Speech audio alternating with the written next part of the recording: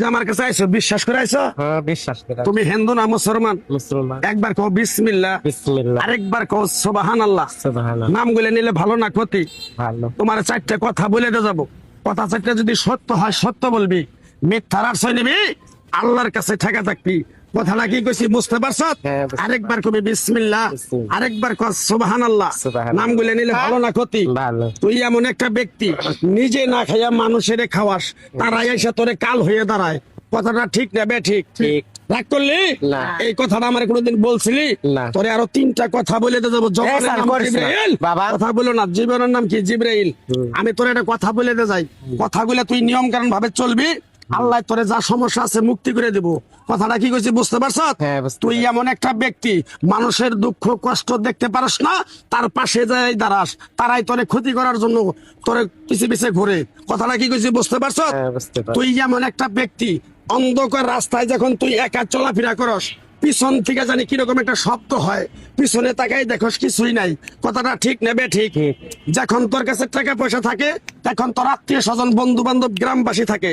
যখন তোর কাছে টাকা পয়সা থাকে না, তোর আপন মানুষও তোর কাছে থাকে না। কথাটা ঠিক নেবে ঠিক? ঠিক। রাগ করলি? না। আরেকবার কবি বিসমিল্লাহ, বিসমিল্লাহ। আরেকবার কস সুবহানাল্লাহ। সুবহানাল্লাহ। নামগুলো নিলে ভালো না ক্ষতি? ভালো। তোরে তিনটা কথা বলে দিতে চাইছিলাম। কথা তিনটা যে আমি বলছি, সত্য বলছি না মিথ্যা বলছি? সত্য। রাগ করলি? না। আমার ওস্তাদে বলছে, পাগলারে তুই আমার সাথে 11 বছর বাংলাদেশে থাকলি, তোরে যদি এক টুকরা গাছ না দিয়ে যাই, তুই মানুষের কাছে বিলিয়ে দিবি, উপকার হলে তোর জন্য আমার জন্য দোয়া করব।